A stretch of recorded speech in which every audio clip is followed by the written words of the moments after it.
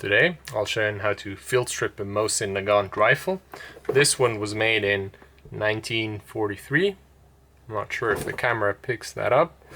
And this is the PU sniper variant, and the easiest way to tell is the optic mount added to the receiver with the PU optic, as well as the charging handle being bent downwards, so you can still operate the action without getting into the way of the scope.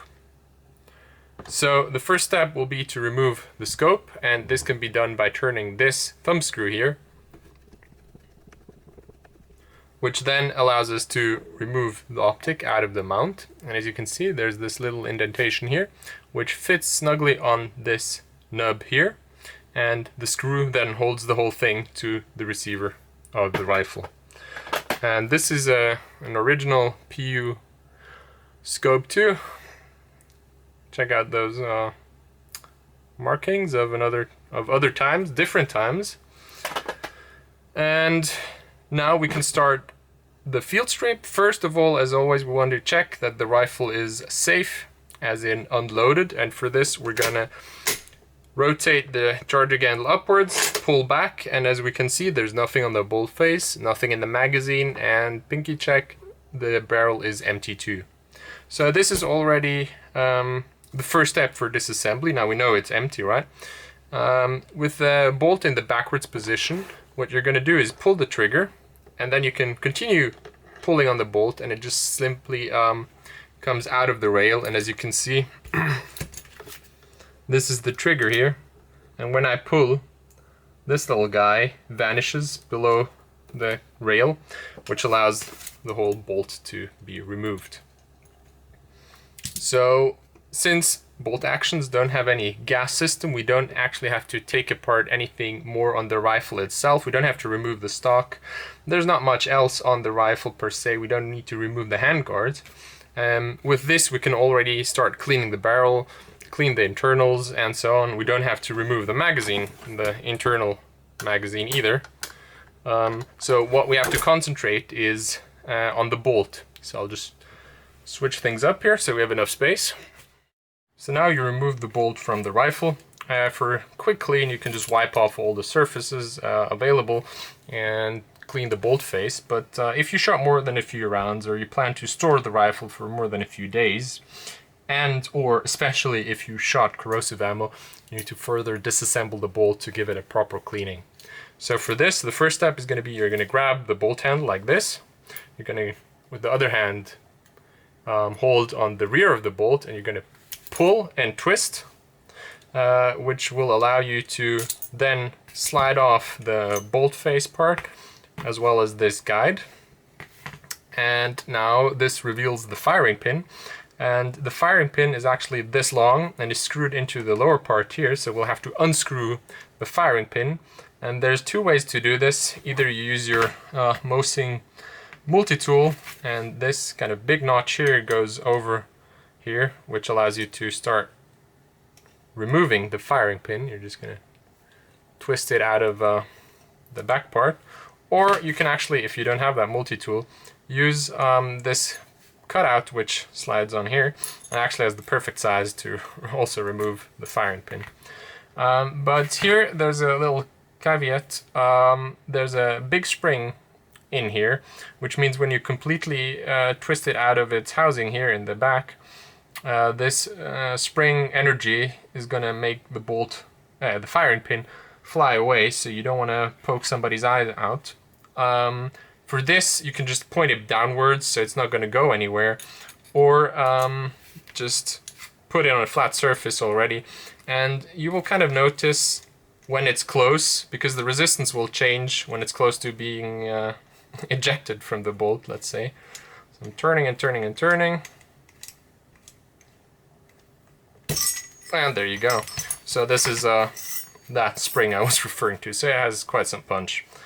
Now we have the bolt of your Mosin rifle completely disassembled, and you can start cleaning the parts. And this is fairly self-explanatory, I would say. And when it comes to reassembly, you'll grab the firing pin, put the spring over the rear, and you're gonna have to screw it back into this rear part here, right?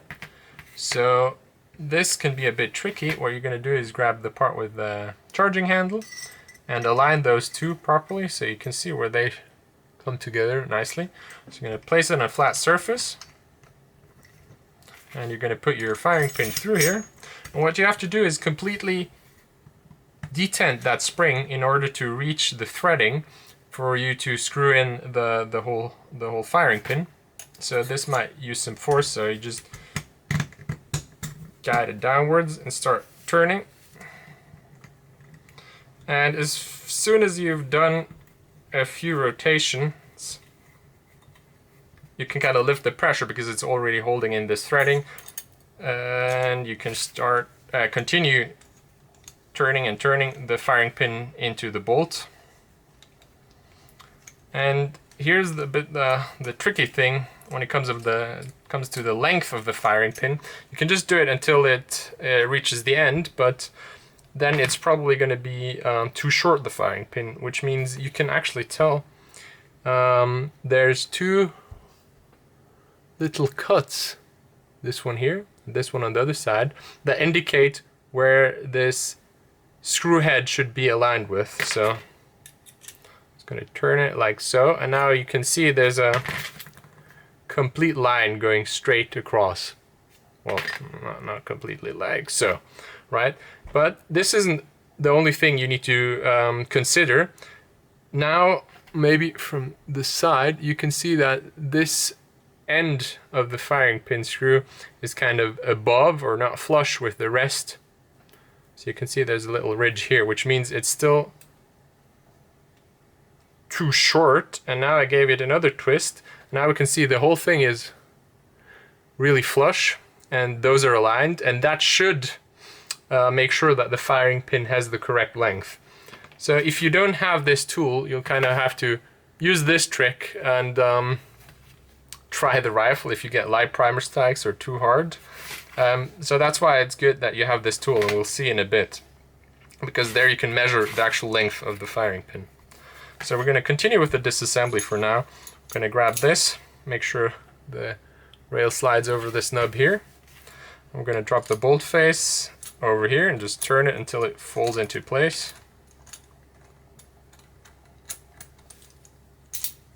Like so. And this knob needs to go into here.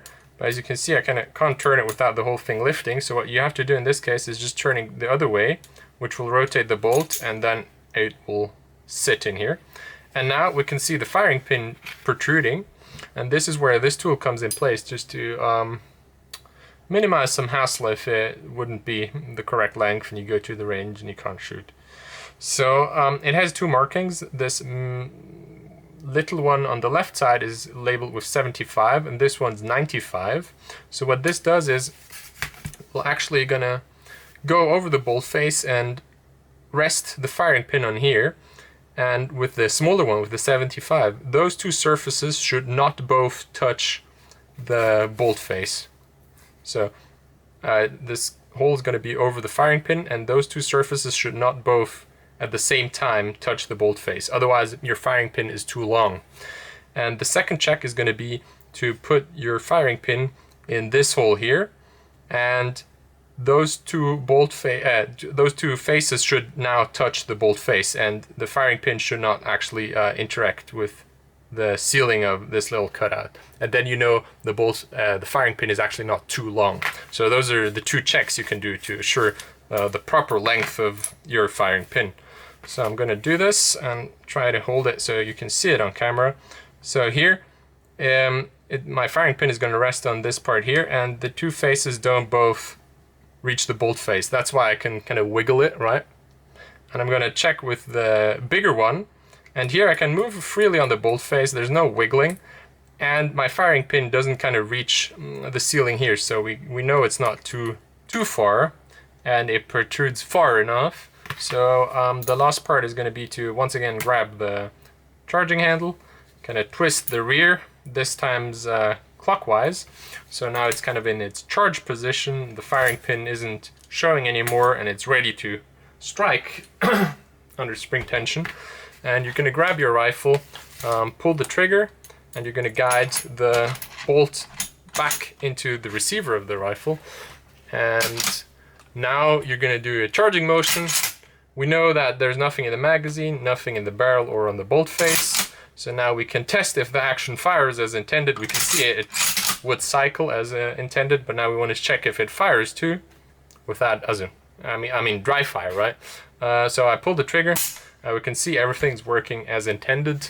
Your Mosin is now field stripped and clean. All the corrosive gunk is gone and it's nice and operational again. So we're back in action. Have fun.